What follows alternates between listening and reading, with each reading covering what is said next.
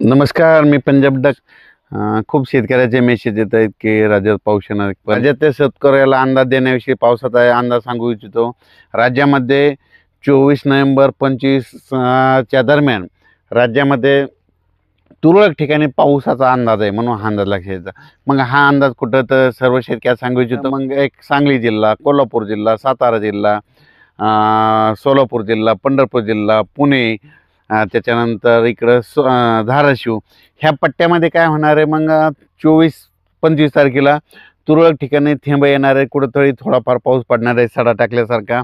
असा खूप काय मोठा पडणार नाही, त्याच्यामुळे काही चिंता करायची गरज नाही. कोल्हापूर, सांगलीकडे, साताऱ्याकडे तिकडे पाऊस पडणार आहे, तिकडे पेंडोलचा पाऊस पडणार आहे, म्हणून हा अंदाज लक्षात घ्यायचा. आणि द्राक्ष शेतकऱ्याने तुम्ही तुमचं जर फुलामध्ये तुमचे द्राक्ष आले असतात तर तुम्ही काळजी घ्या, कारण की 24-25च्या दरम्यान तुमच्या इकडं रिमझिम स्वरूपाचा थेंब असा पाऊस येणार आहे, म्हणून हा अंदाज लक्षात घ्यायचा.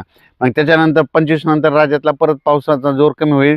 त्याच्यानंतर राज्यामध्ये परत पाऊस येणार आहे का, तर राज्यातल्या सर्व शेतकऱ्याला सांगू इच्छितो की मी एक प्रत्येक वेळेस अंदाज जर म्हणत असतो ना, तुम्ही एक वहीमध्ये काय करा, वर्षानुवर्षाचा डिसेंबर महिन्यातला एक कायमचाच अंदाज लक्षात घ्या.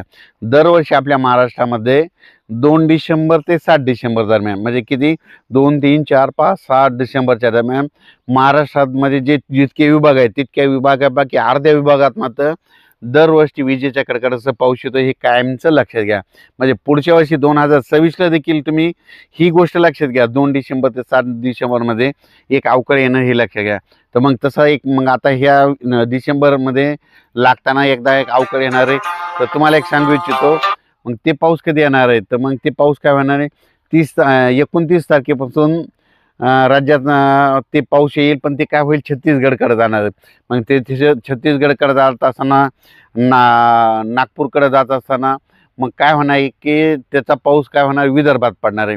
मग विदर्भात पडत असताना तुम्हाला एक सांगू इच्छितो काय होणार आहे, चंद्रपूर जिल्हा, यवतमाळ जिल्हा, नागपूर जिल्हा, भंडारा जिल्हा, गोंदिया, त्याच्यानंतर इकडं छत्तीसगड, मध्य प्रदेशकडं काही पडन, त्याच्यामध्ये अमरावतीकडं, अकोल्याकडं ह्या पट्ट्यात पडत पडत उत्तर महाराष्ट्राकडं मग ते काय होईल, 28 तारखेपासून ते 2 डिसेंबरच्या दरम्यान मग उत्तर महाराष्ट्राकडे नंदुरबार जिल्हा, धुळे जिल्हा, जळगाव जिल्हा ह्या पट्ट्यामध्ये काय होईल, मग संभाजीनगरच्या काही भागामध्ये मग 29 तारखेचे 5 डिसेंबरच्या दरम्यान तुरळक ठिकाणी ते पावसाचा अंदाज आहे, म्हणून लक्षात यायचा. पण मागं जसं पडला तसं काय एवढा मोठा काही खूप पाऊस पडणार नाही, म्हणून हे लक्षात यायचं. आणि उत्तर महाराष्ट्रात म्हणजे नाशिककडं, इगतपुरीकडं तिकडं थंडी जास्त असल्यामुळं तिकडं काही खूप काही पावसाचा असर होणार नाही. पण आता हे जे 23-24-25च्या दरम्यान थोडा पाऊस येणार आहे, ते फक्त पश्चिम महाराष्ट्राकडे त्याचं पावसाचं थेंबाचं स्वरूप असणार आहे. संपूर्ण महाराष्ट्रात काही पाऊस पडणार नाही, त्याच्यामुळं हा अंदाज लक्षात यायचा.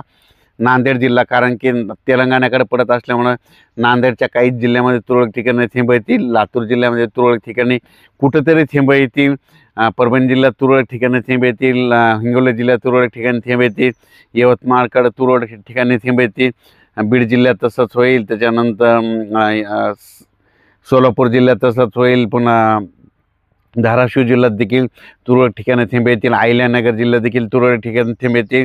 फक्त पाऊस चांगला कुठं पडणार आहे, मग कोल्हापूर, सांगली, सातारा आणि पुणे त्या पट्ट्यामध्ये चिपळूण त्या भागामध्ये थोडं पावसाचं वातावरण असणार आहे. गोव्याकडे जास्त राहणार आहे, पणजीकडे राहणार आहे, म्हणून हे लक्षात.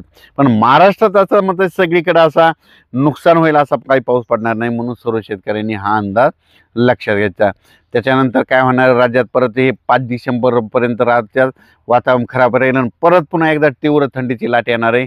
याचा देखील अंदाज आपण परत पुढच्या अंदाजामध्ये दिला जाईल.